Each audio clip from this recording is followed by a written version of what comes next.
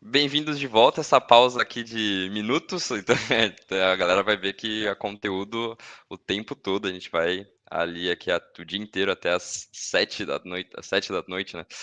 Então, quero estar chamando aqui nossos próximos painelistas, Matheus Maia, o Thiago Garcia e o Nicolas. A gente vai aqui agora estar começando a falar um pouco sobre os motoristas de veículos elétricos, desafios e experiências. Então, espero que todo mundo tenha aproveitado o painel anterior, inovação na infraestrutura. Trouxeram muito essa questão de olhar o cliente, de se preocupar com o cliente, com o usuário de veículos elétricos. Então, agora a gente tem um painel dedicado para ouvir também os usuários de veículos elétricos e as experiências dele com as questões de recarga nas redes. Então, eu vou explicar aqui um pouquinho como que vai ser antes de apresentar e dar a palavra, passar a palavra para os nossos painelistas. Vou falar um pouco como que vai ser a questão do painel. Então, nossa proposta aqui é, de novo, discutir como que os motoristas estão se adaptando com essa nova realidade, o que eles esperam das empresas do mercado e como a gente pode, como rede, melhorar a experiência deles e acelerar a adoção de veículos elétricos no Brasil. Então, eu quero entender agora, vou, na verdade, passar a palavra para os nossos panelistas, começar aqui pelo Matheus Maia, para entender um pouco quem é você, Matheus, qual a sua experiência com veículo elétrico, qual o seu veículo elétrico do dia a dia e saber um pouquinho mais do que tu tem a trazer aqui no painel. Bom dia, pessoal. Obrigado, primeiramente, né, para a Vultibras aí pelo convite. Muito legal aí estar participando desse primeiro congresso de redes de recarga e poder trazer um pouquinho dessa experiência. Também dar um bom dia aí para os painelistas junto comigo, Thiago, Nicolas e Laerson. Bom, vamos lá. Eu acho que, assim, tentar também ser breve, né, para a gente poder ter bastante discussão. Eu trabalho na área de mobilidade elétrica desde 2019, então já trabalhei com desenvolvimento de powertrain, já trabalhei com desenvolvimento de redes de recarga também. Hoje estou focado aí na parte de eletrificação de veículos, né? Então na conversão de veículos a combustão em veículos elétricos. E aí eu acho que isso já resume a minha um pouco do qual veículo que eu vou ter, né? Com certeza um veículo convertido. Então hoje eu tenho um Celtinha elétrico, ele já está aí com quase 10 mil km rodados, é o carro que eu uso no meu dia a dia, né? Então é uma experiência, enfim, muito boa, aí tanto na parte de economia, na parte de torque, né? Enfim, e é algo que, por ser um Celta, acaba, né, sempre trazendo também uma curiosidade das pessoas, né? Sempre nos estacionamentos, quando chegam seguranças, né, de primeira não querem deixar estacionar nas vagas dos carros elétricos, depois vem que é o carro elétrico em si, então tem um pouco aí, mas acho que é isso que eu poderia falar agora um pouquinho para me apresentar, depois a gente entra mais a fundo. Mas então, né, hoje a gente está na parte de empresa aí focados em eletrificação de veículos, né, e aí, então eu trago um pouco da experiência tanto de já ter estado à frente de uma rede de recarga, né, que é o WeCharge, e também hoje pensando nessa parte de eletrificação de veículos. Então, fico à disposição aí também para responder as dúvidas. Muito bom, Maia. Vou passar agora para o Nicolas, entender também, Nicolas, qual carro que tu usa no dia a dia, como que tu entrou no mercado de mobilidade e um pouquinho mais da tua experiência. Vamos lá, galera, beleza? Eu tenho um Dolphin GS e tenho um Dolphin Mini também. Não tem tanto tempo assim que eu tenho um carro elétrico. Eu peguei o Dolphin GS dia 20 de dezembro de 2023, então vai fazer um ano já já. O meu dia a dia é com o GS, o Mini fica mais com a minha esposa, né? Mas a gente tem um uso misto aqui. Eu rodo muito dentro da cidade, mas eu também faço muitas viagens com o carro. Então, uma experiência um pouco diferente que eu tenho aí, talvez da grande maioria que roda somente dentro da cidade, né? E eu comecei a trabalhar com eletromobilidade também, pegando até um pouco do gancho da galera que estava no último painel, por também ser usuário de carro elétrico, né? Então, identifiquei algumas dificuldades que eu estava enfrentando e resolvi também entrar aí no ramo da eletromobilidade, né? Já trabalho com energia solar há um bom tempo aí também, desde 2017, e venho vendo a evolução do mercado de eletromobilidade. Mas para o meu dia a dia mesmo, eu uso o Dolphin GS aqui. Estou muito satisfeito e pretendo mudar o patamar do veículo elétrico para o ano que vem. Ah, show, muito bacana. Espero. Fiquei curioso em saber qual seria o próximo veículo elétrico ali, mas vamos dar seguimento. Tá, agora o Thiago. E Thiago, conta um pouquinho mais sobre ti. Bom dia, pessoal, tudo bem? Obrigado, Lerson, pela oportunidade, eu forte abraço. Ah, eu tenho meu veículo elétrico há 5 anos, ainda é o mesmo veículo elétrico, é um Jaque IEV40, o saudoso IEV40, que não é mais comercializado, mas um tanque. Adoro meu carro, né? Fiz 101 mil quilômetros com ele até o momento e sei de muitas outras pessoas que já passaram dos 200 mil com o mesmo modelo, né? E também eu fui o primeiro motorista de aplicativo a usar um carro elétrico no Brasil, né? Então, há mais de 5 anos já tinha carro elétrico rodando nas plataformas aqui em São Paulo. Depois que eu comecei a fazer conteúdo sobre o assunto, começaram a vir outras pessoas também a dar o mesmo uso. E por conta dessa experiência de um uso mais intenso, eu fui inclusive convidado para trabalhar na área de mobilidade elétrica. Então, eu sou o usuário raiz, onde comecei a usar o carro e depois eu fui para a área profissional, onde eu trabalhei um tempo na Tupi. Tenho que agradecer o pessoal pelo fato dessa experiência. E hoje eu trabalho na Go Electric, que inclusive utiliza soluções da Voltbras. Então, estou aqui para contribuir exatamente com essa visão do usuário para as demais empresas. Ah, e Show. detalhe, só um pequeno detalhe. Hoje eu estou como vice-presidente da Abrav, que é a Associação dos Proprietários de Veículos Elétricos. E isso foi um tópico, vou agora aproveitar esse gancho que foi comentado no do painel anterior de infraestrutura, que é próximo dessas associações.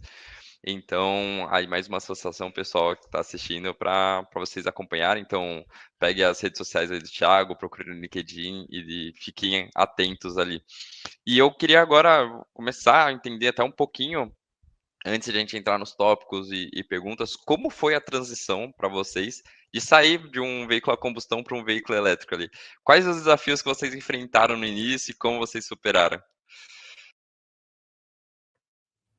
Eu vou começar aqui rapidinho, brevemente. Eu tinha uma L200 3.5 V6 gasolina e rodo com ela a trabalho. Então, a minha média aqui era em torno de 3.500, 4.000 quilômetros por mês. E aí, para tentar economizar, troquei de carro para uma caminhonete a diesel, mas o meu gasto não diminuiu, pelo contrário, né, aumentou. O preço do diesel foi só subindo. E aí, no meio do ano passado, quando eu fiquei sabendo do lançamento do Dolphin, já rapidamente já coloquei meu nome na lista de espera para fazer o test drive, né? Assim que chegou em junho, julho ali, já fiz o test drive e já queria sair de lá com o carro, porque assim, uma experiência muito diferente de qualquer outro carro que eu já tinha dirigido, e até porque eu estava vindo de carros altos, né? Estava saindo de caminhonete para um carro baixo, um carro pequeno, mas a experiência foi incrível, né? E aí eu fui fazendo conta para entender se eu não estava indo trocar de carro só na emoção. Eu sou muito da razão, né? Eu sou engenheiro, então eu faço conta até para pagar a luz. Então eu fui fazendo conta mesmo para saber se realmente eu estava fazendo uma troca racional, né? E aí eu cheguei à conclusão que de fato era a melhor decisão para mim. Troquei de carro porque eu sabia que eu rodava muito e quanto mais eu rodasse, mais eu ia economizar. Até pelo fato de ter energia solar na minha casa, eu aproveitei desse álibi para poder reduzir mais ainda o meu custo no meu dia a dia aqui. Então, a minha transição foi desse jeito, saindo de um carro a diesel, né, e antes um carro a gasolina bem beberrão, fazia na média de 3,5, 4 aqui na cidade, para um carro 100% elétrico. E aí, eu peguei o carro em dezembro, depois de fazer várias análises e esperar um pouco a galera pegar, porque estava demorando em torno de 3 a 4 meses para poder entregar o carro. Então, mesmo que eu tivesse comprado em junho, eu só ia pegar ele no final de outubro. Então, eu peguei em dezembro, lá numa promoção que teve pós-Black Friday, e aí foi isso. Eu estou muito feliz, e aí, mais uma vez, fazendo conta e conta, eu troquei o carro da minha esposa, que era um Jack também, um J2, troquei pelo Dolphin Mini, depois de fazer mais conta. Então, eu entendi que o carro elétrico, ele era o meu principal aliado ali no meu dia a dia. A minha esposa não roda tanto, na faixa de 1.500 km por mês, mas a gente tendo a energia solar aqui, para mim, foi a virada de chave para entender que o carro elétrico é uma economia, ela é real, e mesmo que não tenha a energia solar, ainda assim é uma baita de uma redução do custo. Então, eu fiz a troca, primeiramente, pela razão, né, olhando a parte financeira, e depois, obviamente, somando todo o contexto do carro que eu escolhi, do Dolphin, aí veio a emoção também de trocar para um veículo bem mais tecnológico, um carro 0 km, enfim, e outros fatores que aí a galera já deve entender por que eu comprei um BYD. Mas foi essa a minha experiência aí. Boa. Aqui pelo meu lado, acho assim eu tive essa motivação, né, de montar a empresa de conversão, então comecei a buscar carros. Eu não tinha carro na época, né? Então comecei a buscar um carro para comprar, para converter. Nesse meio tempo, o meu avô, já estava mais doente assim e tal, não podia mais dirigir, e ele tinha um Celtinha, então ele deixou o Celta para mim para eu poder fazer a conversão.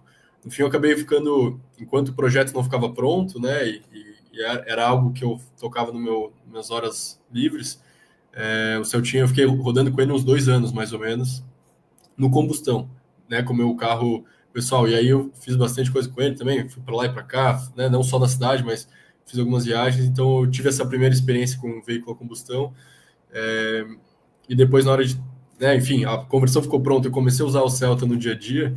Eu acho que, claro, a primeira coisa é essa questão de não ter que ficar passando no posto de gasolina. Isso para mim foi super positivo, na verdade. Né, como eu carregava em casa, né, tinha uma casa na garagem e tinha um carregador, para mim isso era muito tranquilo. E aí uma outra coisa boa também é que a cada 10.000 km eu não tinha que ficar trocando óleo, né, que era mais uma despesa ali das minhas contas aí, que eu ficava, sempre medindo, agora vai ter que fazer essas manutenções, enfim. Então, essas partes assim financeiras e do dia a dia era muito bom, porque eu sempre saí de casa com o carro, né, com autonomia cheia, e isso acabava nunca sendo um problema. E ainda considerando que o Celta tem 120 km de autonomia, né? Então foi um projeto que a gente já fez mais específico para a cidade, mas mesmo assim nunca passei nenhum perrengue nesse sentido, né? Então a transição foi muito tranquila. Para mim foi algo que, como também tinha carregador no trabalho, tinha carregador em casa, né? Nunca foi assim, não teve esse perrengue, como eu comentei.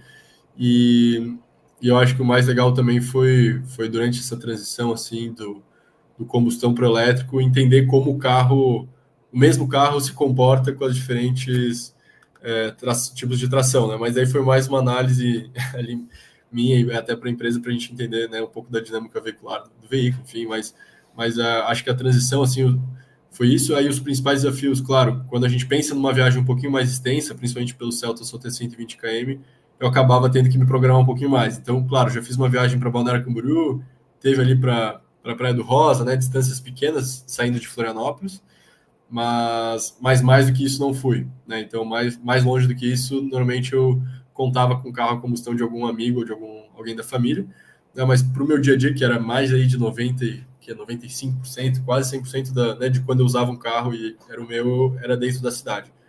Então, foi uma transição tranquila para mim.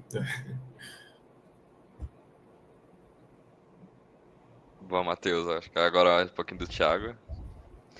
Bem, eu acredito que a gente está num perfil de usuário completamente diferente dos primeiros 5 anos, né? Quem não sabe, na verdade, o carro elétrico aqui no Brasil já completou 10 anos, né?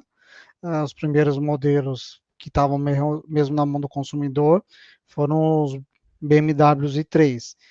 E essas pessoas compravam mais a questão, digamos, um pouco ideológica ou até mesmo tecnologia.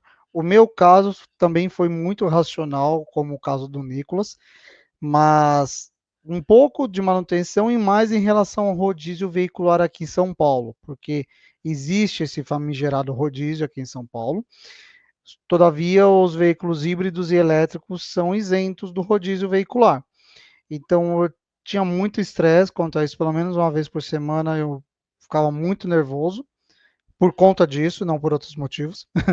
E aí eu comecei a pesquisar um veículo híbrido. Estava indo para um Prius, já tinha feito até pesquisa de mercado, já tinha ido ver um próximo de casa, mas em janeiro de 2019, de repente, eu recebi uma publicidade da Jack Motors, que era inclusive a marca que eu já estava há uns 8 anos, pelo menos, com o carro da Jack. Eu estava com um J6 na época. Então, eu comecei a avaliar a possibilidade de ter um carro 100% elétrico. Até então, eu nem sabia dessa possibilidade. Aí eu coloquei na balança o peso, o custo do veículo e o custo da manutenção, inclusive combustível. Então, cheguei na conclusão que na minha meu convívio diário, nas minhas necessidades, o elétrico fazia muito mais sentido já que o veículo híbrido.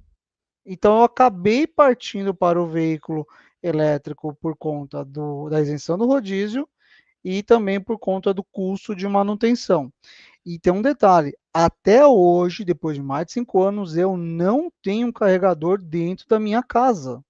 Eu vivo de carregamento em áreas coletivas, de uso público.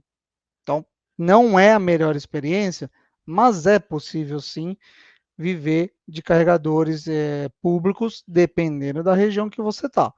Então, por conta disso, acabei até observando hábitos diferentes. A gente partiu de um hábito praticamente residencial para cada vez mais uso de ambientes coletivos.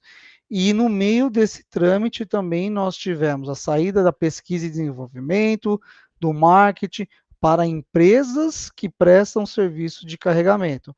Eu acredito que essa bolha explodiu, na verdade, em 2021, onde a gente viu diversas empresas investindo em suas próprias redes de carregamento e, por conta disso, muitas pessoas, como no caso do Nicolas, viram, poxa, uma oportunidade de um carro com custo praticamente semelhante a um carro a combustão, com a oferta de serviços.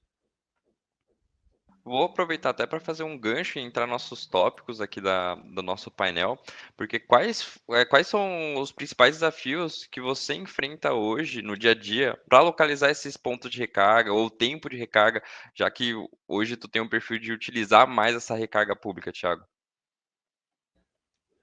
Assim, eu acredito que todo mundo que já é da área conhece o PlugShare, né? É o aplicativo mais difundido no Brasil, não necessariamente no mundo, e é um aliado muito grande dos primeiros usuários, porque ele tem um benefício e um malefício que é exatamente a mesma condição.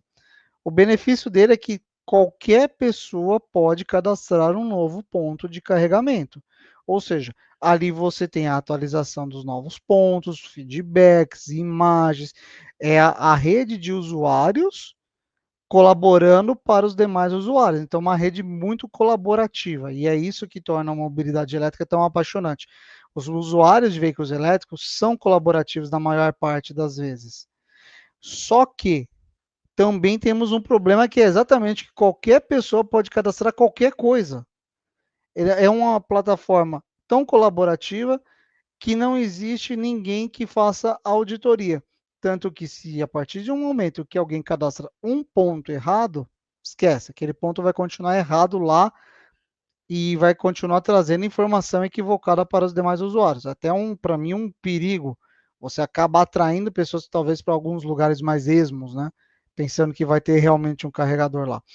Então, você tem diversos aplicativos hoje de todas as empresas, tem o ABRP, tem o Open Maps também, você tem o Google, mas realmente a principal plataforma hoje utilizada pelos brasileiros é o PlugShare, e eu sinto falta digamos, uma base de dados oficial, porque o PlugShare ele é muito visual, simplesmente com pouca informação. Então você não tem uma estatística adequada sobre ele, você não tem uma curadoria, mas é o que nós temos para hoje. E esse é o problema principal, acho que, do usuário, é confiar na informação que consta na principal plataforma nossa. Já ia até complementar isso que o Thiago acabou de falar, porque além de ter o risco que ele falou de atrair, às vezes, o usuário para um lugar que não é um lugar adequado para um carregamento, igual ele falou, um lugar ermo, né, mais perigoso, Tem a questão de, por exemplo, na estrada, a gente que está na pista, a gente está confiando na informação do PlugShare. Por quê? Na teoria, era para ser um aplicativo colaborativo que ajudasse a gente na experiência de recarga. Então, se a gente está na estrada, a gente vai ver se o carregador está online ou não está. A gente vai olhar o quê? Quem foi o último que carregou lá, qual foi a última avaliação, né, o último check-in, para a gente ter uma noção. Porque, por exemplo, o último check-in foi há 30 dias. Pô, esse carregador, ou então ele está offline, ou então a galera não está gostando de fazer o check-in. Por que não está gostando de fazer o check-in? Aí a gente vai entendendo outras faces da eletromobilidade. Mas, complementando o que o Thiago falou, porque quando eu estou na estrada, eu só carrego em locais públicos, né? Eu tenho o costume de ligar para a rede de recarga, no ponto onde eu vou carregar e tirar a dúvida. Olha, esse carregador realmente ele está online, está funcionando? Qual foi a última recarga dele? Por quê? Porque isso me dá um norte. Porque se eu sei que não está funcionando, eu tenho que reprogramar minha viagem para ver onde eu vou parar. Na rua, na cidade, né? Principalmente em São Paulo, tem até muita opção. Mas aqui em Belo Horizonte, por exemplo, onde eu moro, não tem muita opção. Na verdade, só temos 2 opções. Então, se a gente vê que o carregador está estragado, o motorista de aplicativo, por exemplo, ele tem que reprogramar o dia todo dele para ele ter que ir para casa, por exemplo, ele ir para um shopping carregar. Então, a gente tem esse problema do PlugShare ser uma base de dados gratuita, que todo mundo pode contribuir, que na teoria deveria ser realmente colaborativa e confiável, mas a gente tem muita maldade, né, do ser humano. Então, às vezes, acaba atrapalhando a nossa experiência. Então, eu vejo que a gente pode melhorar um pouco mais, né? Talvez, igual o Thiago falou, a gente tem uma base de dados oficial, quem sabe, né? A Abravay começar aí um trabalho desse, né? Eu estou dando dica aqui, viu? Mas não necessariamente a Abravay, quem quiser contribuir, para a gente, de fato, ter algo mais oficial, mais palpável, mais confiável, de fato, para a gente que está na rua. Eu até ia comentar assim sobre essa questão da recarga em casa ou em locais públicos, né? Eu recentemente, na verdade, no começo do ano me mudei para São Paulo e o condomínio que eu moro não tem carregador. Inclusive é algo assim que eu provoco nas assembleias, enfim, mesmo como, né, apenas locando apartamento, eu estou tentando aqui porque já tem um vizinho meu que tem um BYD Dolphin, a gente meio que está se juntando aqui para falar com o pessoal da gestão do prédio. E aí eu comecei a experienciar essa vida de, pô, minha bateria tá, depois de 4 dias rodando, 3 dias aqui, sei lá, minha bateria tá chegando ao fim, para onde que eu vou carregar? E aí meio que eu, por conta do PlugShare, eu já mapeei alguns pontos aqui perto da minha casa que tem, né, estacionamento rotativo, normalmente em prédios comerciais, ou até shopping, enfim, que eu tô conseguindo fazer a recarga. E aí esse negócio do PlugShare, eu na época assim da WeCharge, eu sempre fazia uma analogia que o PlugShare é como se fosse um mapa de papel, né, e aí esses apps de recarga, né, que a gente usa, né, que aí tu tem uma interatividade maior, é como se fosse um Waze, né? Então, por exemplo, o mapa de papel tá ali, tem uma informação, tu não sabe se quando ela era de verdade, ou pelo menos, né, quando foi feito aquele mapa, tava lá, não tenho mais essa certeza. E aí, claro, tem os check-ins que nos ajudam a ver, né, pô, faz 2 semanas que alguém fez uma recarga lá e tal, mas eu já vi também que, por exemplo, quando um ponto de recarga ele é mais antigo e ele é muito utilizado, o pessoal para de fazer check-in, porque, esse carregador tá funcionando, é top, aqui não precisa eu ficar, pô, meu 5º check-in nesse carregador, né? É colaborativa a plataforma, mas o pessoal também, eu acho que pela praticidade, né, ainda mais que tem alguns lugares que às vezes até ainda é plug and play, né, assim, que tu só bota para carregar e sai, não precisa se cadastrar nada, então tem às vezes essas questões. Eu já percebi, por exemplo, tem agora lugares onde tem um carregador que tem aplicativo para desbloquear a recarga, e no lado tem um carregador que não tem aplicativo, é só plug and play. Às vezes shoppings, né, que ainda estão atualizando seus carregadores, e a gente já viu que às vezes, mesmo o carregador que precisa de app de recarga, né, que é pago, por exemplo, a recarga também, ele está cheio e o outro não, porque quando chega lá, esse carregador que é mais plug and play, como ele não tem muita conectividade, enfim, ele não está funcionando e ninguém está sabendo. Então, as pessoas vão lá, botam para carregar, saem, não carregou, mas também, né, era uma recarga mais de oportunidade, enfim, mas quando vê, esse carregador fica sem funcionar por meses, né? Então, assim, e aí um outro ponto que às vezes é complicado de ter um ponto, seja no PlugShare, ou às vezes num aplicativo que ele não está funcionando, claro, às vezes tem essa questão da logística, tu acaba perdendo tempo, mas imagina numa estrada ou até mesmo na cidade onde tu está com pouca energia, né, e tu precisa também de digamos, tu muda a tua rota para chegar nesse carregador e esse carregador não está funcionando. Então também isso acaba dando aquele famoso, né, ansiedade da autonomia, assim, né, do range anxiety, mas assim, eu acho que é algo que o que dá para fazer para melhorar isso, né, realmente seria é o que é o papel das redes de recarga, né, ou seja, isso deixar de ser um carregador instalado pelo marketing de uma montadora ou pelo P&D de algum, né, de alguma companhia de energia e se tornar um modelo de negócio, né? Então a gente já vê que empresas, redes de recarga que possuem carregadores aí instalados, eles têm um monitoramento, tem um saque, né? Tu consegue ter toda uma garantia que esse carregador está funcionando. Isso com certeza melhora a vida do usuário, né? Então acho que essa questão de logística, né, enfim, como que essas condições dos carregadores vão estar para te receber, eu acho que é extremamente importante. Eu queria trazer um ponto aqui, é assim, até um elefante branco quando todo mundo pensa em carro elétrico, vai demorar para carregar tudo, e ninguém aqui citou essa questão de tempo de recarga. Eu só queria reforçar, hoje vocês sentem problema com ter um carro elétrico, esse tempo de recarga, quanto leva, ou para vocês não interfere nada no dia a dia, ou isso no final não vira uma questão? Olha, para mim, pelo menos, considerando também que eu tenho uma autonomia baixa, ali, né, 120 km, mas que para a cidade é ótimo, eu acabo não me pegando tanto essa questão do tempo de recarga, né? E hoje o Celta ali ele demora cerca de umas 3 horas, mais ou menos, então... mas assim, é muito... Assim, eu deixo o carro carregando em momentos onde eu não vou usar o carro também, então, seja à noite, ou seja, por exemplo, né, vou ter que usar esse carro à tarde, estou com uma autonomia baixa. Eu vou de manhã ali, deixo o carro estacionado, carregando, chego na hora do almoço, já saio, já pego o carro e saio com ele. Então, eu não tive ainda também nenhum problema nesse sentido de tempo de recarga, pelo menos. Mas também nunca fiz uma viagem na estrada com ele, né? Ou algo que eu precisasse recarregar rápido e continuar a viagem. Então, eu acho que eu fico limitado a esse ponto para discussão aí. O meu problema é se eu tiver horário para chegar. Se eu não tiver, eu não ligo muito. Geralmente nas minhas viagens aqui, eu programo sempre para carregar num local que eu possa fazer uma refeição, um café da manhã ou um almoço.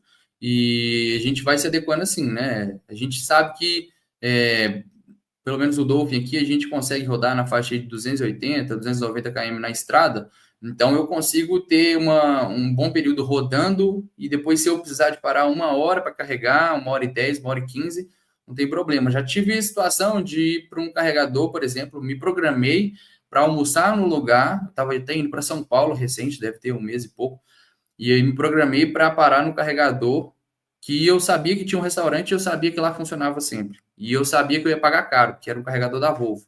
Mas eu falei, bom, é o que eu tenho para fazer, eu vou lá. E quando eu cheguei lá, simplesmente a internet estava fora do ar. Então eu estava me programando para almoçar em 1 hora e deixar o carro carregando durante essa 1 hora. E aí o próximo ponto de carregamento estava a mais ou menos 75 quilômetros de distância do ponto onde eu estava. E eu estava com uma autonomia de 85. Então, aí já vem aquela ansiedade, né? Pô, caraca, vou ter que ficar aqui nessa adrenalina de novo. E aí almocei, porque lá nesse outro ponto de carregamento não tinha nada para fazer uma refeição, nem uma lanchonete, nem nada. Então, eu perdi um tempo almoçando e depois perdi outro tempo carregando. Então, isso às vezes me estressa, mas não acontece com frequência, entendeu? Então, para mim, não tem sido um problema a ponto de falar assim, pô, o carro elétrico não vale a pena, vou abrir mão e vou voltar para a combustão. Eu acho que nunca mais volto para a combustão, a não ser para o hobby, né? Mas para o meu dia a dia, sempre vou ter um carro elétrico ali ou um plug-in, com certeza. Laércio, deixa eu aproveitar só responder o pessoal aqui, que falaram sobre o aplicativo que a Bravei indica o PlugShare, né? Na verdade, assim, porque é o que é mais utilizado hoje, mas existe o ABRP, inclusive, que você consegue sincronizar com o seu veículo, utilizar um OBD2, e aí ele te ajuda muito até na questão da viagem, tempo de carregamento, que ele te fala onde parar, o tempo de carregamento que você vai levar e o tempo do seu percurso. Então, o PlugShare, ele é maior, mas o ABRP está chegando forte também. E quanto a Bravei utilizar criar esse aplicativo, sim, é muito interessante, mas eu acredito que essa iniciativa deveria vir mais das empresas, que é elas que detêm a informação oficial dos aplicativos. Então, puxar mais um pouco para a BVS essa responsabilidade. Mas como usuário, com certeza a gente encamparia essa campanha, tá? Agora, em relação ao tempo de carregamento, a gente está saindo de um veículo, né, de uma tecnologia que é o veículo a combustão, que é muito padrão. A única coisa que muda de um para o outro é o tamanho do tanque. Mas a vazão do litro de combustível é igual, não muda muito. Quando a gente fala de um veículo elétrico, ele existe tantas particularidades em questão da arquitetura da bateria, química da bateria, o equipamento instalado, infraestrutura elétrica, que por incrível que pareça, você não sabe como aquele carro vai se comportar em cada carregador. Por exemplo, vou falar do Volvo X30 que eu testei recentemente. É anunciado que ele vai carregar em 150 quilowatts de potência nos carregadores, né? Mas se você for ver a arquitetura dele, ele, na maior parte dos carregadores, ele vai carregar no máximo em 80, 90. Então, vai muito além do que simplesmente a etiqueta traz para você, ou que o equipamento fala que ele vai te entregar. É incrível, mas todo usuário de veículo elétrico, por enquanto, até que você tenha uma informação padronizada, tem que ser meio que um técnico, um professor pardal.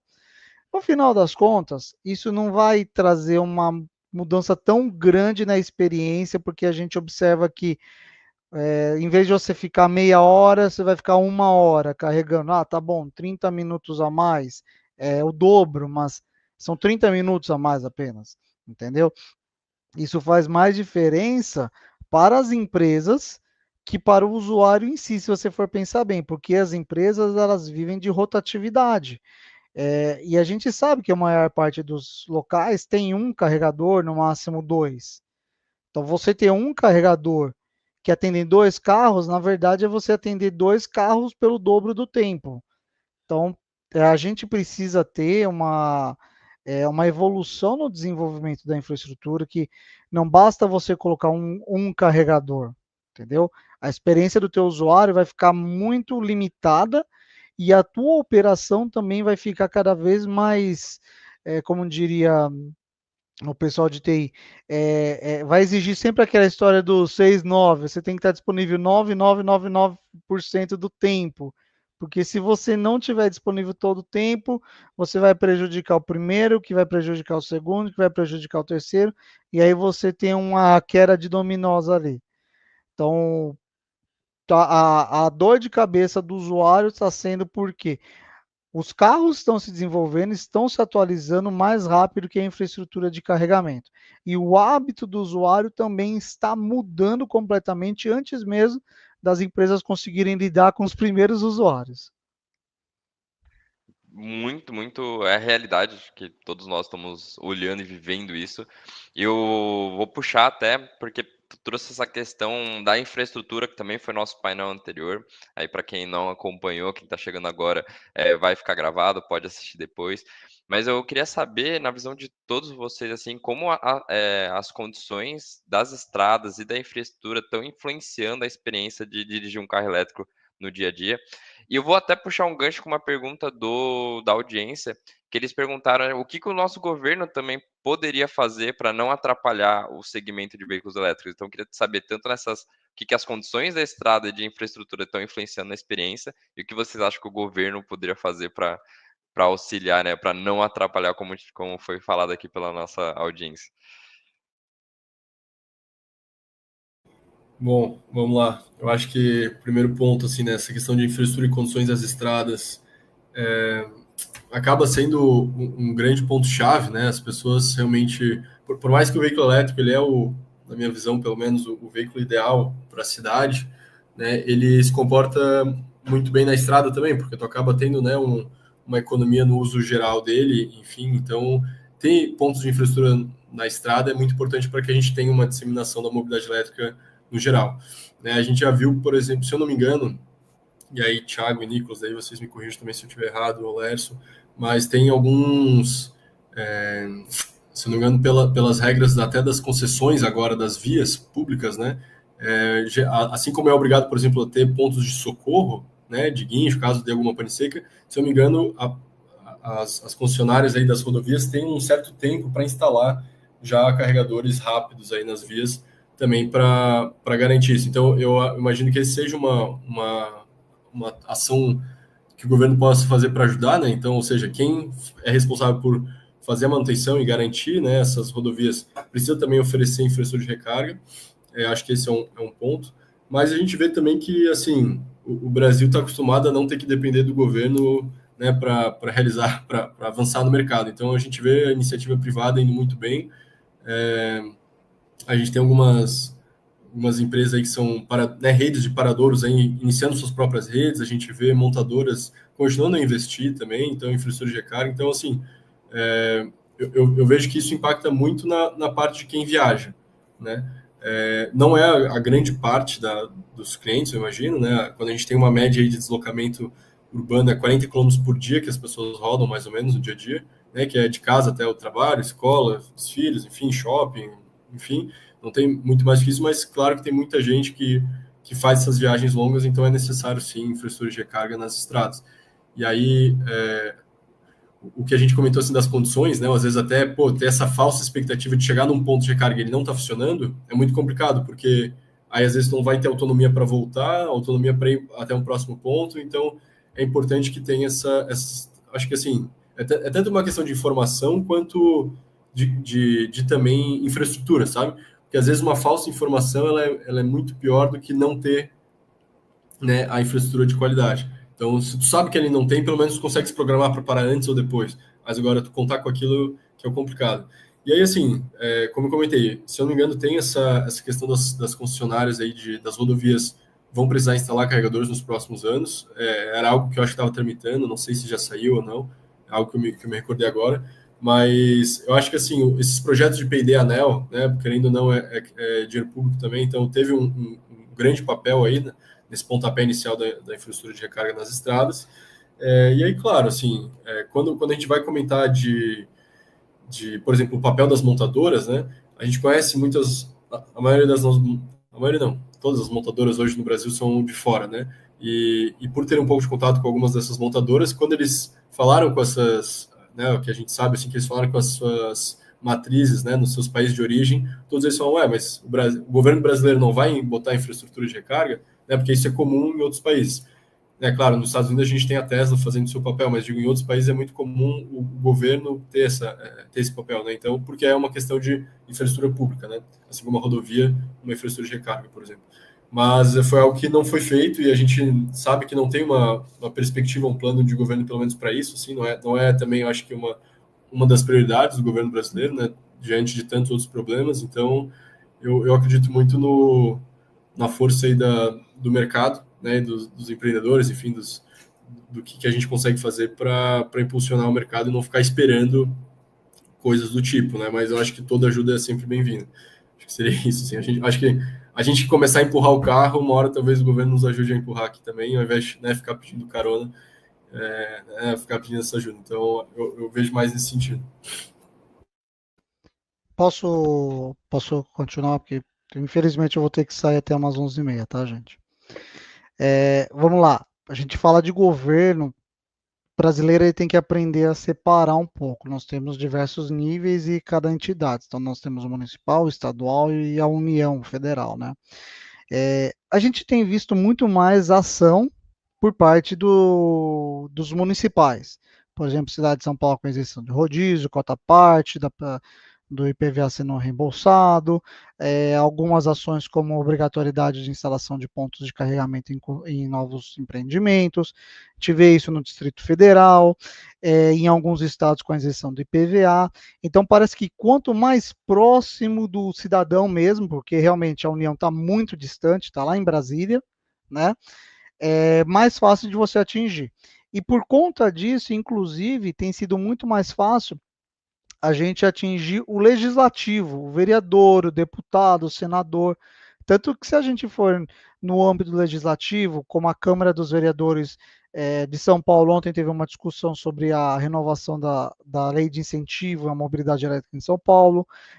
Junto ao Senado, nós temos a Frente Parlamentar da eletromobilidade, nós temos o Plano Nacional de Mobilidade Elétrica, então nós temos diversas ações voltadas ao legislativo, e querendo ou não, é ali onde a gente pode pressionar, tá? Eu acredito que é muito mais fácil você pressionar o legislativo e assim o executivo ter que executar, tá? Se a gente for pensar no executivo, eles tiveram algumas ações que acabaram sendo mais retroativas do que avançando na mobilidade elétrica, como o programa Mover, que acaba incentivando muito mais o veículo a etanol que qualquer outra coisa, e inclusive desincentivando o uso do veículo elétrico importado, sendo que a gente não tem um nacional ainda, né? E ainda acredito que falta uma coisa que é primordial para o usuário, querendo ou não, é que as distribuidoras de energia têm um compromisso de atender o aumento de demanda de carga que é necessário para a instalação de novos pontos de carregamento. Existem até algumas como dizer, licitações para as novas concessões de rodovia que exigem a instalação de pontos de carregamento nessas novas concessões. Poxa, legal, bacana. Isso daí faz toda a diferença no contrato, mas de nada adianta a concessionária ser obrigada a colocar o carregador na rodovia se a distribuidora de energia não permite a entrega daquela demanda de energia no local. Então, eu acredito que se a gente for pensar em uma política de infraestrutura de carregamento, não na venda do carregador em si, mas na infraestrutura do carregamento, seria muito mais efetivo se o Ministério de Minas e Energia, junto com a ANEEL, realmente comprasse a ideia da eletromobilidade e, juntamente com as distribuidoras, permitiriam esse aumento de demanda de carga em determinados lugares. E isso não é importante somente para a eletromobilidade, mas como é importante também para o fotovoltaico, que muitas vezes produz energia e não consegue vender, e até mesmo para a industrialização do Brasil. Então, veja, o Brasil precisa de energia, nós conseguimos produzir, nós não conseguimos entregar. Então, se a gente tivesse uma reestruturação na distribuição de energia, não na transmissão, na distribuição de energia, nós teríamos um ganho na sociedade muito além da eletromobilidade apenas. Show. Creio que Matheus e Thiago falaram tudo, complementando, eu vejo que para o governo não atrapalhar já está difícil, né? Mas pensando numa possibilidade, principalmente governos estaduais, de incentivar a isenção ou redução da alíquota de PVA, para mim, na minha visão, né, seria um baita de um incentivo, porque incentivando a compra de um veículo elétrico, né, através da redução da alíquota de imposto, naturalmente a demanda por carregamento ela vai aumentar, e eu vejo que a parte de suprir essa parte do carregamento, ela virá sim do setor privado. E é bom que seja assim, né? É bom que tenha concorrência, é bom que tenha mais e mais redes. Por quê? Porque no final das contas o usuário ele vai sair beneficiado, mas não adianta nada, igual o Thiago falou, a gente vai sempre voltar no mesmo ponto. Não adianta nada ter muita rede, muito fabricante de carregador, preço legal, custo legal, se a gente não consegue nem ligar um eletroposto, né? Se a concessionária não entrega para a gente a energia. Então, eu vejo que as concessionárias, elas precisam de um direcionamento do órgão que fiscaliza, que é a ANEEL. Mas o que a gente vê, principalmente eu que venho do setor solar, a gente vê que as concessionárias, elas estão mandando na ANEEL, né?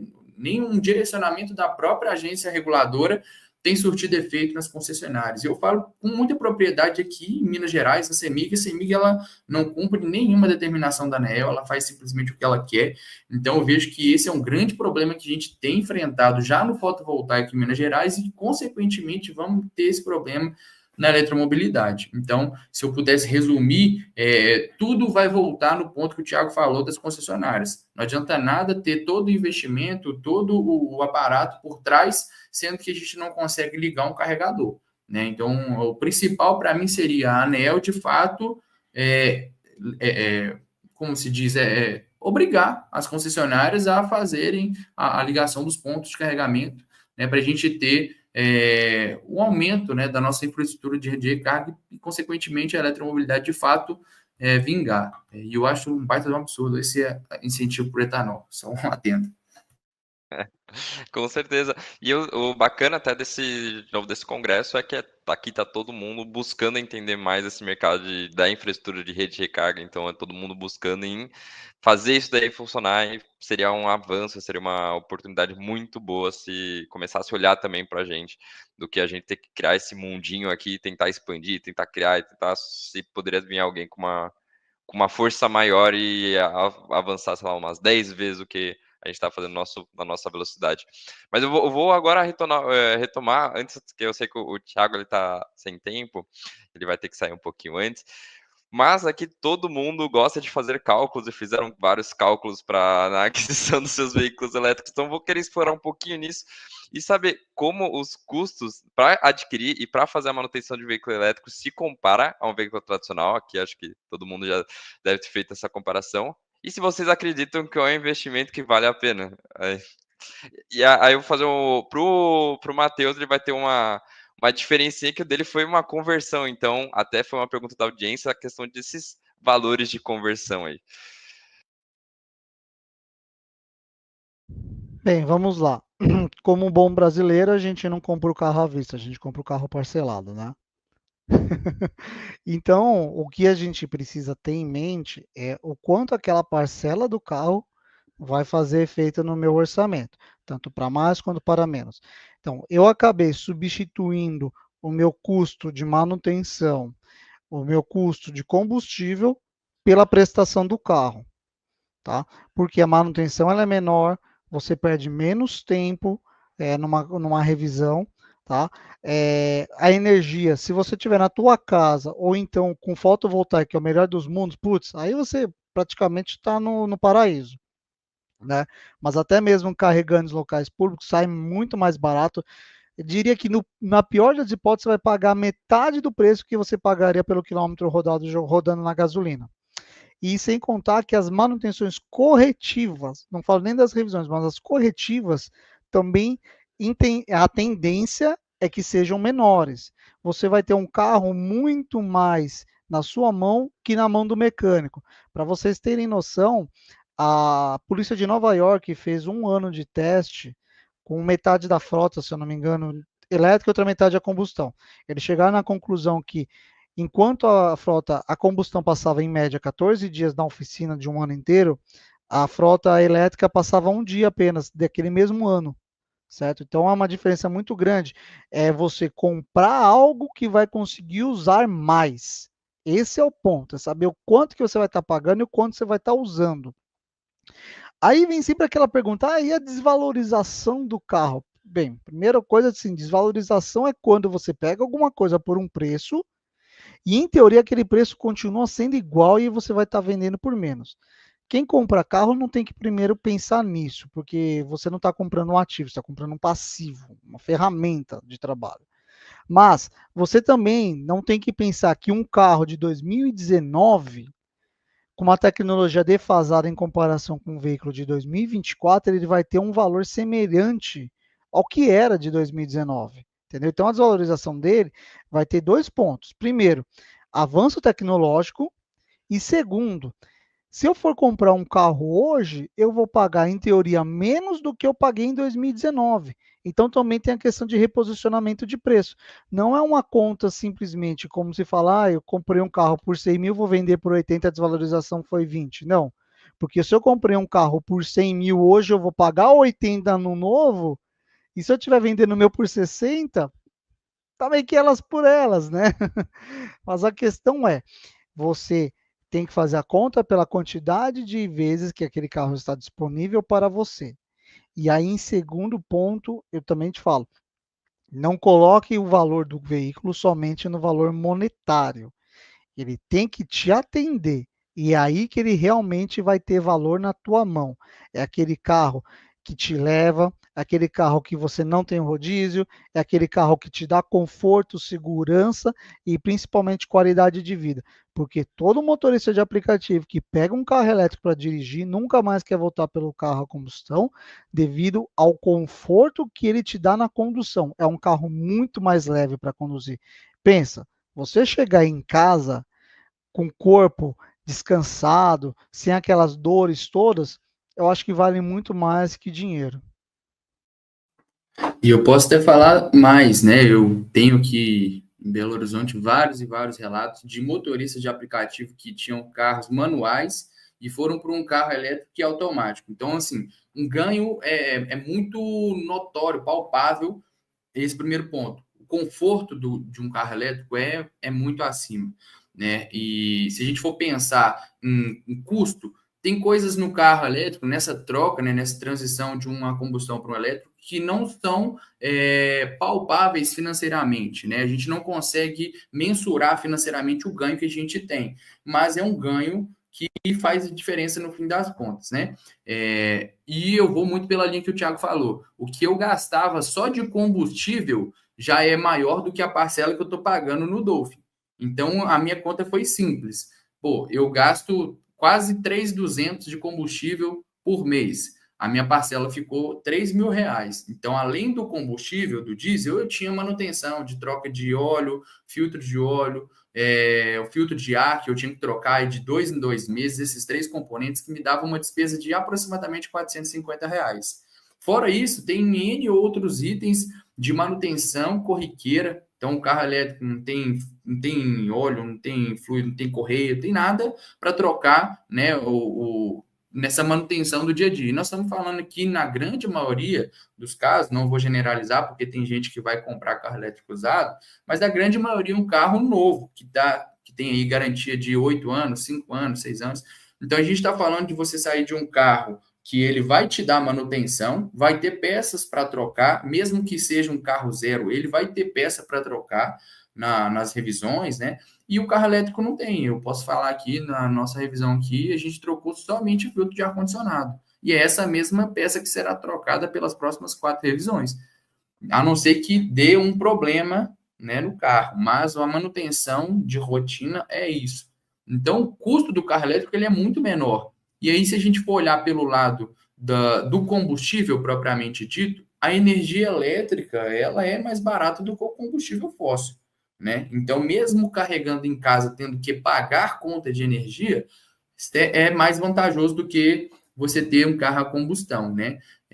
Principalmente o preço da gasolina que está aqui em Belo Horizonte mesmo. Então, eu nem sabia quanto que estava. Eu perguntei a um amigo meu que ele falou que está R$ 6,79. Eu falei, Deus me livre.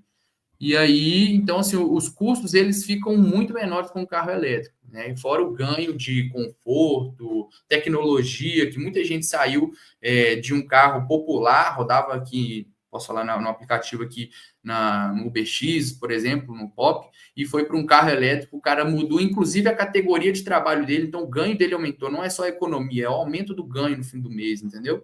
Então, assim, é outro nível. O... Nicolas, só interromper rapidinho para me despedir da audiência, tá bom? E deixar um recado para vocês. Carro elétrico também é uma fonte inesgotável de produção de energia, diferente do veículo a combustão, que você só tem ou petróleo, ou etanol, ou GNV. No final das contas, a mesma fonte. Agora, a eletricidade você faz até com batata, né? Tchau, galera. Até mais. Obrigado pela participação. Obrigado pela presença, Thiago.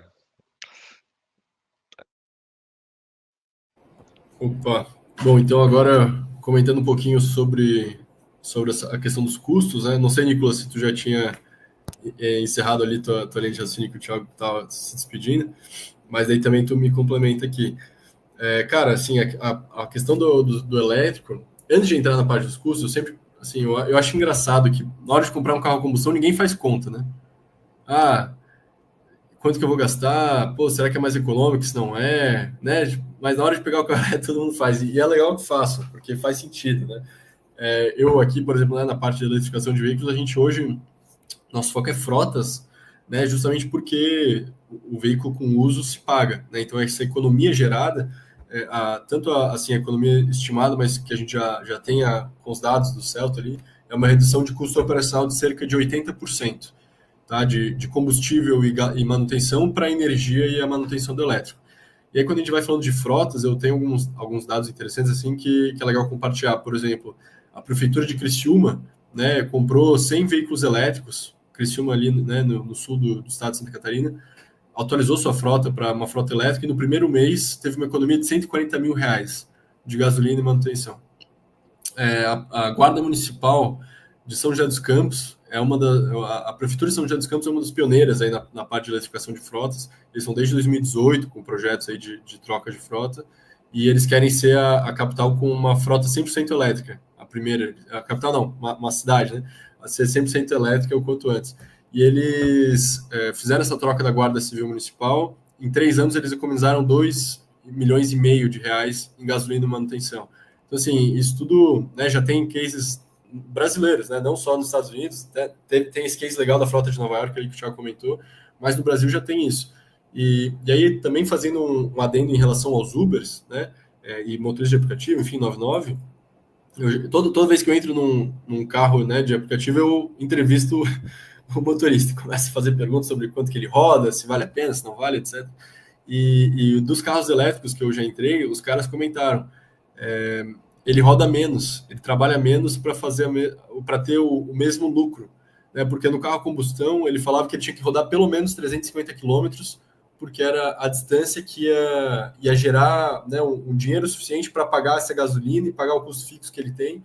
E no elétrico o cara pode rodar 200 sabe, 250 quilômetros, ele já estava livre. Então, e aí se ele quiser rodar os 350 que ele rodava antes, ele faz um bônus, né? Faz um dinheiro a mais. Então, assim, a gente vê como isso se aplica realmente em diferentes. Né, pô, aqui a gente tem um case aqui de frota de logística, né? Que a gente tem pela SOP, a gente tem muito contato com essas empresas de última milha. Os caras estão loucos por veículos elétricos, porque essa redução do custo de operação é muito instantânea, né?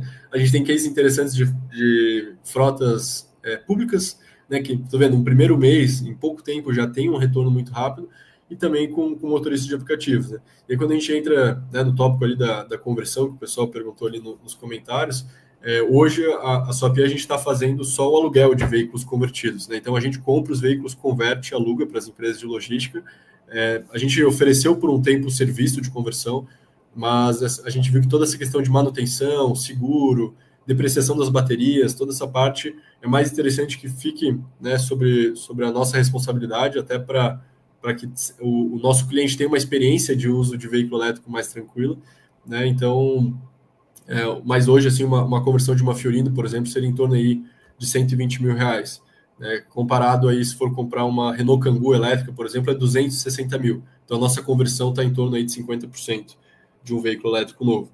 Né? Mas hoje, como eu comentei, a gente está bem focado em comprar essas Fiorinos, converter e alugar para o mercado de logística. E aí, no começo também, a gente falava muito sobre o SG, né? Pô, zerar as emissões e tal, mas a gente viu que, na verdade, o maior ganho direto é essa economia. Né? E aí, claro, tem outros ganhos indiretos, que é, né, fazer o bem à sociedade, ao meio ambiente também, poder por exemplo, não ter que participar do rodízio, né, em São Paulo. Então, ontem, por exemplo, eu tinha tô com alguns equipamentos aqui de um evento que a gente fez semana passada que os caras tinham que buscar.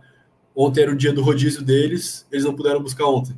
Então, eles ficaram um dia a mais sem um equipamento que eles já podiam direcionar para outro cliente, sabe? Então a gente vê como isso tem esses ganhos indiretos também. Fora, né, todas as outras questões, mas assim, de ruído, enfim, experiência, né? Essa dirigibilidade também.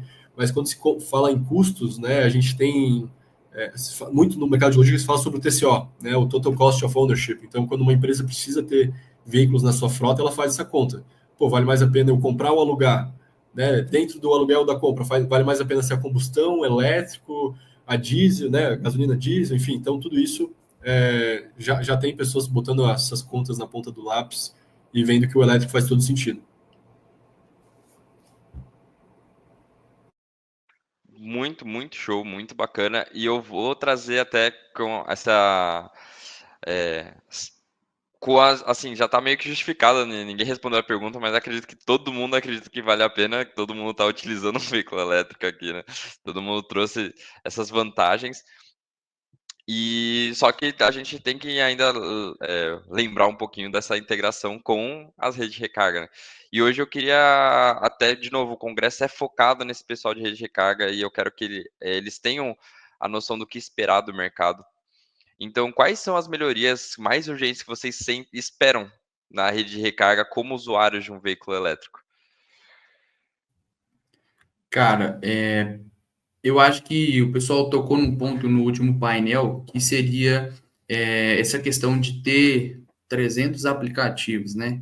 Isso para o usuário é ruim, é desgastante. Então, eu falo por experiência própria que tive que fazer cadastro em talvez 4, 5, 6 carregadores de redes diferentes, carregadores não, aplicativos de redes diferentes, que no fim das contas utiliza a mesma plataforma. Poxa, poderia ser algo mais fácil, fez o cadastro ali talvez numa rede, esse cadastro já ser espelhado, né? Enfim, alguma coisa para facilitar a experiência do usuário, porque na maioria das vezes quem está carregando na rua, a pessoa está carregando porque ela está com necessidade. Então ela quer praticidade, ela quer comodidade, agilidade, né? E é isso que eu vejo como usuário. A gente quer ter rapidez, a gente quer ter uma experiência fluida, a gente não quer estar ali e ter que ficar fazendo cadastro. Poxa, 5 minutos para fazer um cadastro, eu já poderia estar carregando meu carro, poderia estar lá comendo, lanchando, enfim, N situações, né? Então, eu vejo que para melhorar a experiência do usuário, seria talvez a gente ter uma espécie de um cadastro único, não sei como que faria isso, não tenho a mínima ideia, minha área não é de tecnologia aí, mas para a galera que mexe com tecnologia, pensar em algo do tipo, e principalmente ganhar agilidade nessa conectividade do carregador com o veículo, até do momento que tu pluga o carregador até de fato iniciar a recarga, eu acho o tempo um pouco demorado ainda, e tem vezes que alguns aplicativos aí tenta iniciar a recarga e aí não vai, aí volta, você tem que sair do aplicativo, fechar e fazer tudo de novo, isso vai trazendo uma experiência ruim e aí tu vai ficando bolado na hora ali que você quer carregar e aí às vezes tem essa experiência negativa, né? Então eu vejo que há uma grande abertura para melhoria no software, mas também no hardware. A gente vê vários pontos, por exemplo, sem uma cobertura, né? Então, poxa, está chovendo, eu preciso carregar meu carro, tem que tomar chuva, né? E se eu tenho essa situação do aplicativo estar falhando ali, eu tenho que ficar quanto tempo na chuva até o carro começar a carregar? Então, eu vejo que essa é uma possibilidade de melhoria também para as redes de recarga. E eu vejo que o universo que a gente tem para a rede de recarga é de fato um oceano azul, sabe? A gente está no mercado que está começando agora, de fato, né? O boom ele veio do final de 2023 para cá, então a gente está engatinhando ainda no volume de carros eletrificados.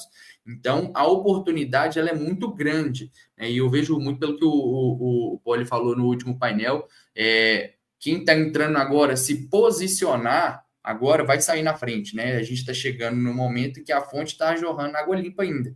Então, eu vejo que é a oportunidade para quem pensa em ter rede de recarga, quem passou, teve um lapso assim na memória de, quero investir nesse mercado, o momento é agora. Né? A gente já tem um volume considerável de carro, mas a gente não tem nada perto do que a gente pode ter. Então, eu vejo que há um momento muito certo para fazer investimento em infraestrutura de recarregamento veicular, é agora. Eu não sei se eu respondi muito bem a pergunta, Laís. Se você quiser complementar refazendo a pergunta. Não, foi perfeito. Já trouxe vários pontos, inclusive até linkados com a palestra anterior, com o painel anterior, em que eles estavam na discussão de, existem carregadores que fazem essa conexão mais rápido, então procurar carregadores que vão facilitar com a experiência do usuário.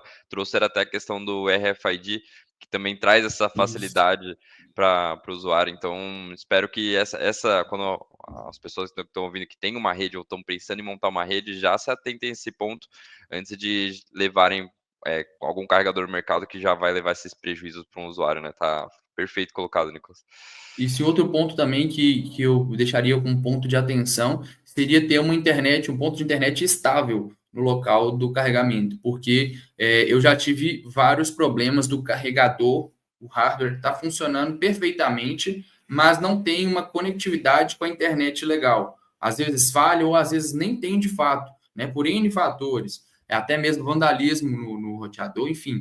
Então, eu vejo que esse tem que ser um ponto de atenção, de ter uma internet ali, talvez, dedicada, ou que seja uma internet bem veloz, com uma conexão legal, para o carregador se comunicar bem com o aplicativo, porque para o usuário, eu já tive esse problema para iniciar a recarga, Olaércio, mas eu tive problema também para finalizar. Então, às vezes, a gente precisa finalizar e a gente não consegue pelo aplicativo. E, inclusive, eu ouvi relatos de pessoas em São Paulo que o aplicativo ficou rodando, como se estivesse infinitamente carregando, e quando veio a fatura, veio 70 e poucos mil reais. Aí o cara, né, um infarto veio na hora. Então, atentar o ponto da internet.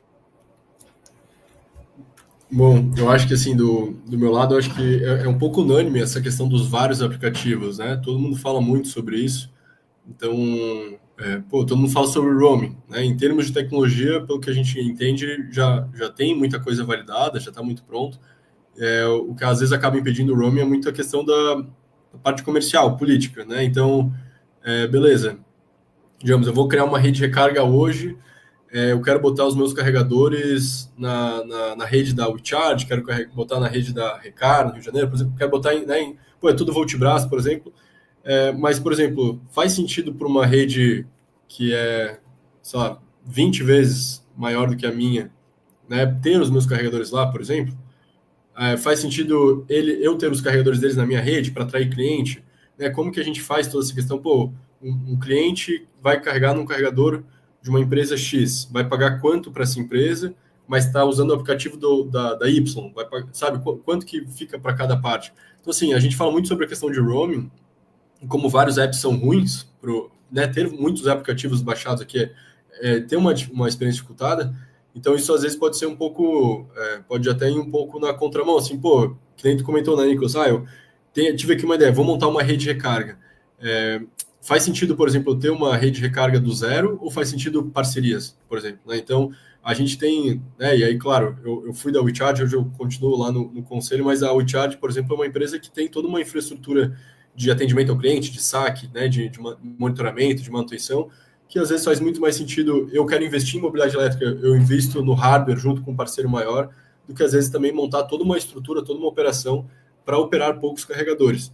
Né? Então, assim, porque a gente vê muito também, que tu comentou, né? Pô, às vezes a gente sabe que são redes do mesmo back-end, mas mesmo assim tem uma dinâmica muito diferente. Às vezes nem todos têm o saque, às vezes nem todos aceita Pix, um é só cartão, por exemplo, sei lá, né? Então, acho que principais pontos de melhoria a gente pode citar, né? Essa segurança no pagamento para o cliente é um ponto importante. Mas quando a gente começa a falar de vários aplicativos, tem a questão do cadastro ser complicado também. Então, às vezes tem empresa que pede só o CPF e pronto, né? Agora tem outras empresas que falam, não, eu preciso de mais dados para emitir uma nota fiscal, não, eu preciso de mais dados para ter na minha base aqui. Então, quando vem, o cara fica, que nem tu falou, 5 minutos cadastrando, aí chega, putz, dá um bug no aplicativo. E aí, às vezes, até o próprio aplicativo não tem uma explicação do erro, né? Então, já teve uma vez, por exemplo, que eu botei sem querer um número errado no meu cartão de crédito e ficou dando erro, e eu não sabia o que estava acontecendo. E aí eu falei, não, liguei lá para o saque, pô, falei, não, mas tá com... Né, quantas vezes tu já botou um número de cartão de crédito errado em algum lugar? Cara, são pouquíssimas vezes, né? Mas, então, se alguém te perguntar, tu cadastrou o cartão certo? Eu falo, cadastrei, acabei de botar aqui o número certinho, como é que tá errado? Mas às vezes a pessoa não viu, então, às vezes também essa questão da tecnologia nos dizer, ó, o número do cartão tá errado. Pô, já é tão mais fácil, eu vou lá, descadastro o cartão, cadastro de novo, tá resolvido. Então, tem algumas questões, eu acho que na parte da experiência, da dinâmica do usuário, que são muito importantes. E aí, assim, quando eu comento em melhoria na infraestrutura de recarga, né, que nem eu comentei agora, eu não tenho carregador aqui em casa, eu tenho que carregar em alguns pontos perto de mim. Perto de mim tem 3 redes. Então, só para carregar no meu dia a dia, eu tenho pelo menos 3 aplicativos aqui. Nem todos têm uma boa experiência. Eu acabo que eu pago um pouco mais caro até no estacionamento de um lugar aqui, porque o meu cartão já está cadastrado, eu sei que funciona a minha recarga ali, do que ter que ficar correndo risco, às vezes, de perder tempo, de me estressar também.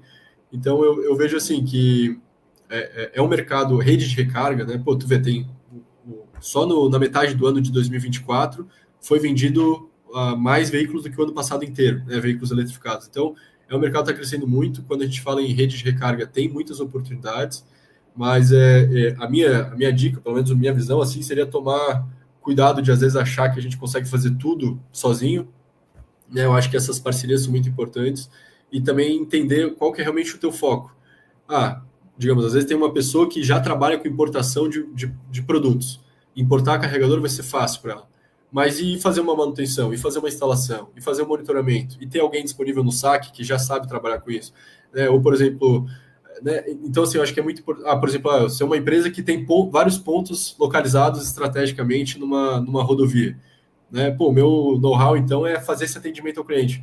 Mas, pô, eu sei selecionar carregador, que nem a gente já comentou, às vezes tem carregadores que conectam mais rápido do que outros, né? Pô, faz sentido, enfim, fazer um investimento gigante, às vezes, para ter uma operação menor ou maior.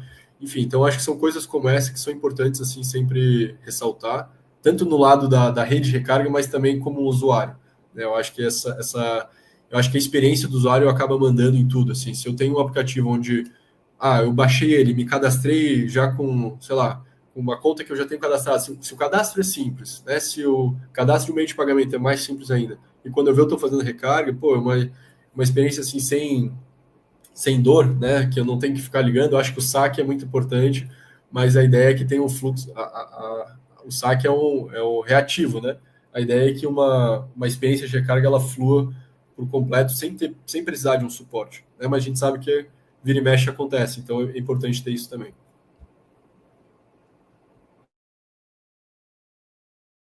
Perfeito, e eu gostei de um ponto que o Nicolas trouxe, ele trouxe no começo daqui do painel, e tu trouxe bastante agora, Maia. Porque hoje vocês se preocupam muito nessa questão do suporte das empresas, porque você vai chegar num carregador e vocês querem conferir se está dando certo ou não, ou se as empresas têm realmente uma equipe interna que pode lidar com isso. E eu queria retornar essa pergunta de como vocês avaliam o suporte das empresas de recarga que já existem hoje. Existe algum espaço que vocês sentem que dá para inovar nesse atendimento e que vocês sentem que ainda está conflituoso? Com certeza. Na minha opinião, o atendimento humanizado sempre vai ser o melhor. Porém, às vezes, por uma questão de custo da rede mesmo de recarga, a gente entende, pô, é difícil uma rede que está começando agora ter ali 3, 4 pessoas no saque. Pode ser que em um determinado momento do dia, ou seja um momento específico, vai ter muita chamada, né? E aí 4 dá conta, mas e no restante do tempo, né? Vai ficar muito tempo ocioso. Então, eu entendo que o custo hoje com um saque, ele é um pouco elevado ainda. Então, o que a gente poderia pensar? Talvez alguns pop-ups, né? O atendimento via chatbot ali, talvez o usuário falar qual é a dificuldade dele, a gente ter talvez um pop-up, porque a gente sabe que a maioria dos problemas que o cliente tem lá na ponta são problemas que dá para ser resolvido via PDF, né? Via uma instrução rápida e objetiva. Né? Tive aqui um colega aqui de Belo Horizonte que ele estava com um problema que ele não estava conseguindo tirar o conector do carregador.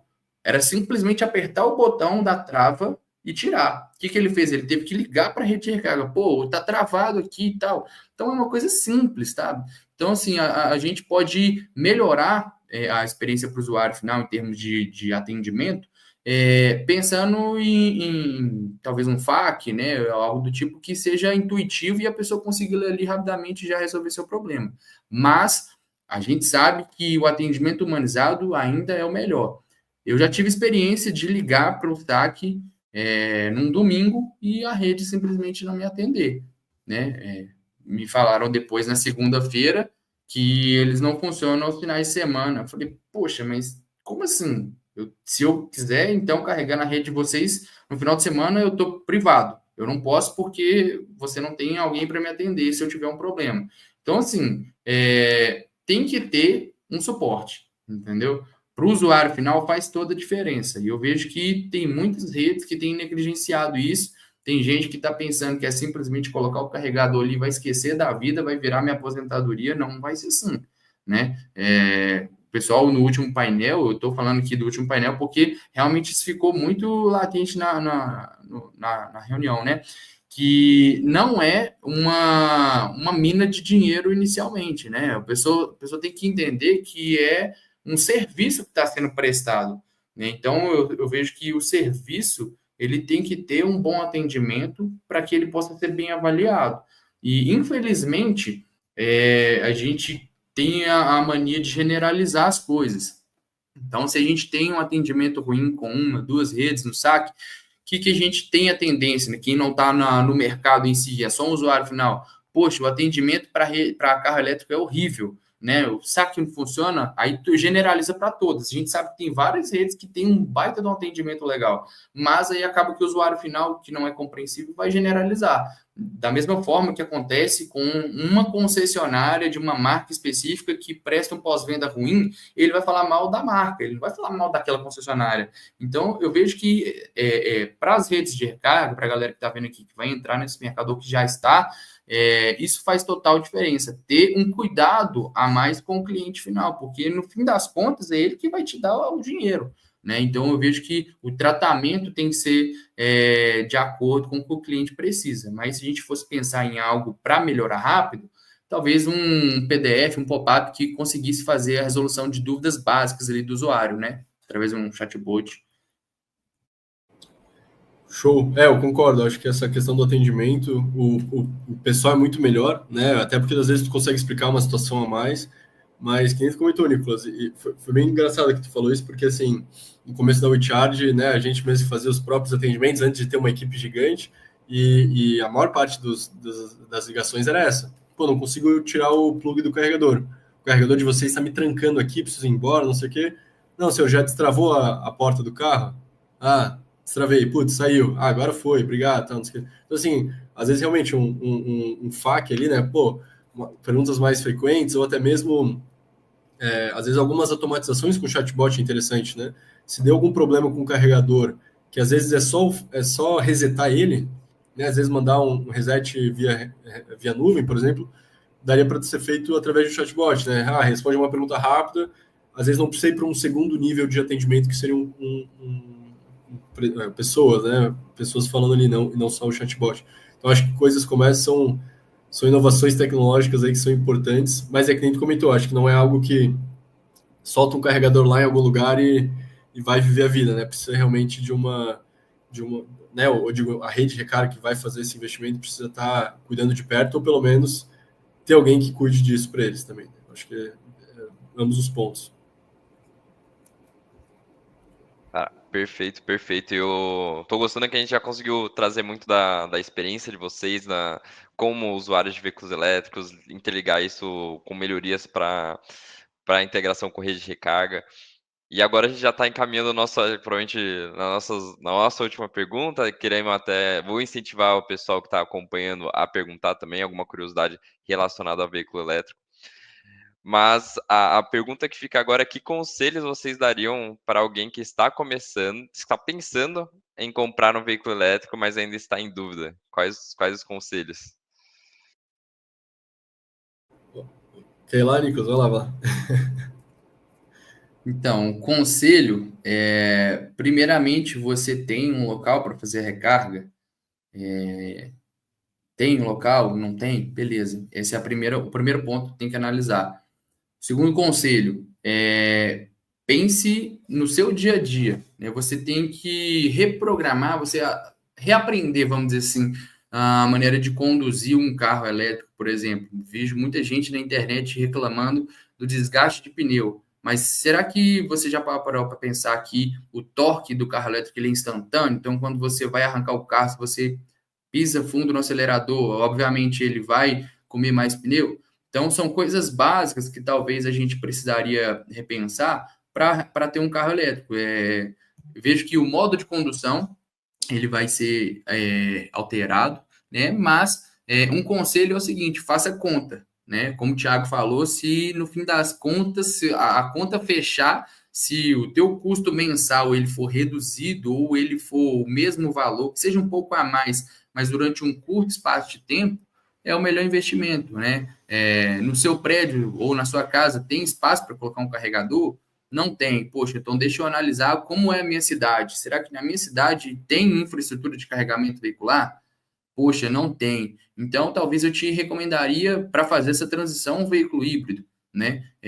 Se a cidade tem sim uma infraestrutura de rede de recarga, então pode sim comprar um veículo elétrico. Quantos quilômetros roda por dia? Né? Esse é um ponto a ser analisado também. Eu rodo aqui 300 quilômetros por dia. Poxa, tenho que analisar bem como é a infraestrutura da minha cidade. Não, eu rodo 50 quilômetros por dia. Tanto o híbrido quanto o 100% elétrico vai te atender muito bem, principalmente porque a grande maioria dos híbridos que estão vindo aí, os plugins, está rodando aí na faixa de 100 quilômetros para cima no modo 100% elétrico. Então, tu poderia ter um veículo híbrido que se comporta como um veículo 100% elétrico na cidade, se você precisar viajar, né? Muita gente fala assim, mas o carro elétrico não serve para mim porque quando eu precisar pegar a estrada, ele não vai me atender porque a infraestrutura é ruim. Tá, mas viaja quantas vezes no ano com o carro, né? O seu carro a combustão viaja todo mês?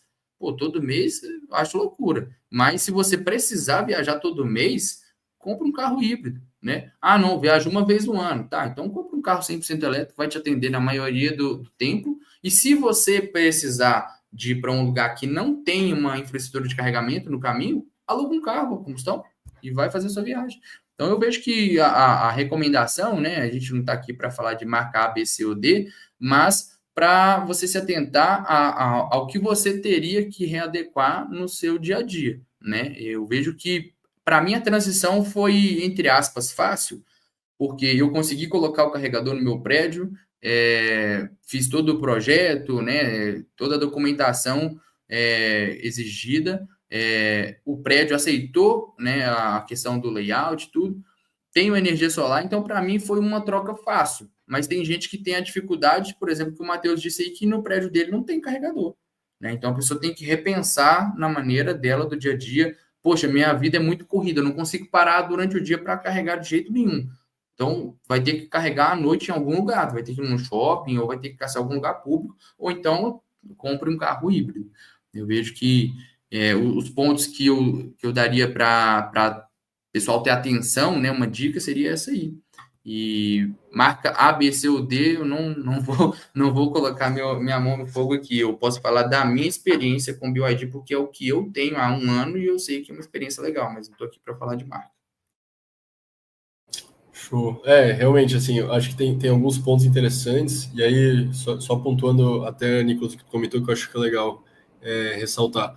Por exemplo, a gente fala, se não tem um ponto de recarga em casa, né, é um ponto de atenção, e realmente mas se a gente parar para pensar também, ninguém tem um posto de gasolina em casa, né? Então todo mundo tem que incluir nessa rotina, passar em algum posto de gasolina. Mas o que a gente vê é que o carro elétrico, ele tem, toda vez que ele está parado, ele tem o potencial de estar carregando. Então, realmente, quando que o carro elétrico é parado? É durante a noite na nossa garagem, na garagem do trabalho, é no shopping, é nisso. Então, assim, realmente, se tu não consegue botar um carregador na sua residência, é interessante que pelo menos tenha mapeado, né, que nem tu comentou. Acho que é perfeito esse teu ponto. Como que eu vou me adaptar, né, nessa minha rotina corrida a carregar o meu veículo?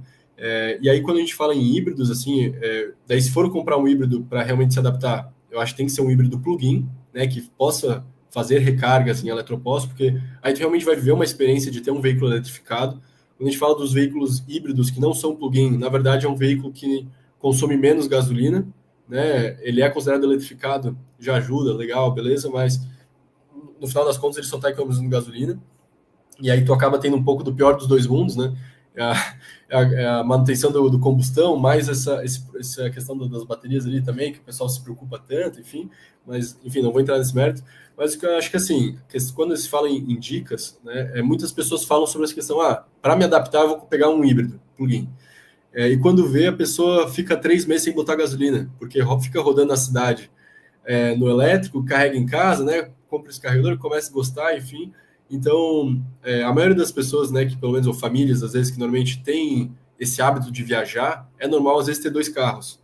Então, por exemplo, ter um carro elétrico para a cidade, né, e aí, quando for viajar, pegar um carro híbrido, por exemplo, já é um investimento que, às vezes, vale a pena, e não só pela dirigibilidade, mas também por essa economia, né? Então, eu vejo assim, tem vários conhecidos que falaram, Matheus, eu queria muito ter um elétrico, mas, cara, eu viajo muito. Aí foi lá, comprou um híbrido plug-in, só anda no elétrico na cidade, toda vez que passa num shopping, tá lá ele carregando, né? Enfim, aproveitando, gostando.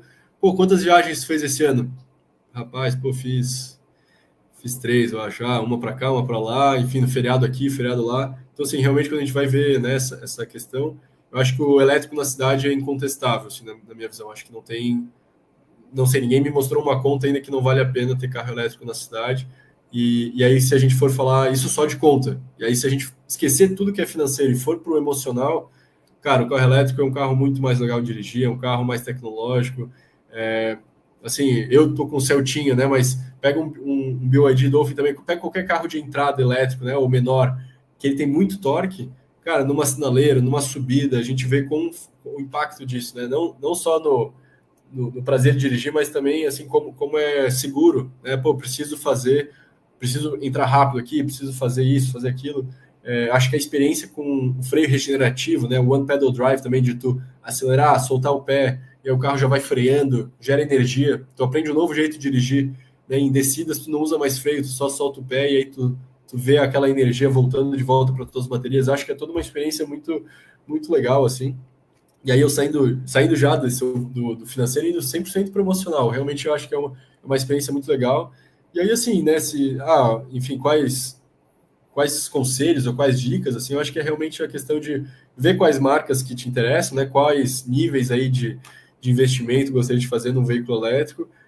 Realmente os preços, eles deram uma subida no começo, baixaram bastante com esses novos entrantes, mas eu acho que agora deu uma estabilizada também. Acho que a gente tem vários lançamentos aí no mercado para poder comparar, enfim. Então é mais uma questão de... Nicolas, eu acho que a tua análise foi perfeita, assim, entender, pô, qual que é o... Para que te serve um veículo, né? Para te movimentar do ponto A ao ponto B. Às vezes faz sentido ter carro, quer andar só de Uber elétrico, Uber e 99, agora já tem as opções elétricas, né? Mas enfim, se quer ter um carro e qual que é o teu uso do dia a dia, acho que vale muito a pena analisar esses pontos aí, pontos de carga, rotas diárias, enfim. E aí, assim, a minha sugestão seria ir direto para o elétrico e, se precisar de um carro a combustão, ter como um segundo carro, se possível híbrido plug-in, né? Mas se não, acho que o híbrido plug-in já é um ótimo começo. E aí, para quem estiver ouvindo e estiver nesse impasse, se for comprar um híbrido plug-in, provavelmente vai se surpreender com o uso do elétrico. Assim. Quando vê, só vai estar usando elétrico, que nem eu comentei, vai ficar uns 3 meses sem botar gasolina, vai correr risco ainda de estragar esse motor a combustão aí no carro. Porque não vai ficar um tempo sem usar. Então acho que esse é um pouco dos conselhos aí. Eu achei que a gente já tá no meio-dia, assim, para encerramento, mas teve duas pessoas que perguntaram, então acho que a audiência quer muito saber isso, relacionada à conversão. Perguntaram de novo o custo de conversão, a pessoa tem um veículo pequeno e médio, e o outro perguntou, né, o Fernando perguntou, se a conversão ainda é para entusiastas ou se já é muito viável financeiramente. Então, se quiser falar um pouquinho sobre isso, Show. Matheus. Não, para ser bem direto, eu tinha comentado um pouquinho antes, né? Mas acho que foi mais no começo ali do painel. Hoje a gente está muito focado na parte de frotas, né? Então, para empresas, já é super viável, né? Já é o que a gente está praticando aqui, comprando os veículos, convertendo e alugando para as empresas de logística. Mas para a pessoa física ainda está no nível de entusiasta, né? Então a gente está hoje o custo aí base para converter um veículo em torno aí de 100 mil reais. Então o nosso objetivo também como empresa aqui a Swap ganhar volume com as frotas para também, quanto antes, a gente poder atender mais pessoas, né? Mas hoje a gente está realmente focado em empresas, frotas internas, frotas de logística, tanto distribuição quanto logística interna das empresas. Beleza? Então, acho que sendo bem breve aí também para não tomar muito tempo, qualquer coisa eu fico à disposição, né, nos nossos canais ali de comunicação, no site, Swapie, no Instagram, no meu Instagram pessoal também, Matheus Demar, enfim, a gente consegue, enfim, conversar melhor. Tem um formulário nosso de interesse, que é onde a gente está compilando todo o pessoal que está, né, tá buscando a conversão como uma solução. Então, tá lá no nosso site também. Beleza? Tá, beleza, então aí para ser religioso com o horário, igual estamos mantendo isso nos painéis, eu quero agradecer a presença aos nossos convidados ali. A gente teve o Thiago que teve que sair um pouquinho antes, mas o Matheus, Maio e o Nicolas ficaram aqui até o final. Vocês contribuíram muito, foi muitas ideias valiosas, tanto para como usuário, como para redes que agora conseguem entender um pouco melhor o que o usuário está pensando, o que ele está vendo na hora de escolher uma rede, o que está impactando na experiência deles. E isso já ser um ponto de partida para muita rede, já de começar a olhar nesses pontos que vocês trouxeram. Muito obrigado pela participação. Se quiserem aí as palavras finais, vou passar a palavra para vocês. Bom, só queria agradecer mesmo aí pelo convite, né? Me senti muito honrado de estar aqui participando com vocês e espero poder contribuir com quem tiver dúvida e algo do tipo, né? Eu vou deixar também minha rede social aqui à disposição para a galera. Meu Instagram é @eng.nicolas, depois eu vou pedir o Laércio para colocar no chat aí. Se quiser tirar dúvida a respeito do carro elétrico mesmo, enfim, sobre rede de recarga, estamos aí à disposição para a gente trocar uma ideia e agradecer mais uma vez aí pela oportunidade. Tamo junto. Show. Do meu lado também, agradecer o convite e a oportunidade. Fico à disposição para o pessoal, né, que quiser tirar mais dúvidas, enfim, conversar também. Obrigado aí também pelo papo, Nicolas. Foi um prazer te conhecer. E é isso, pessoal. Abração.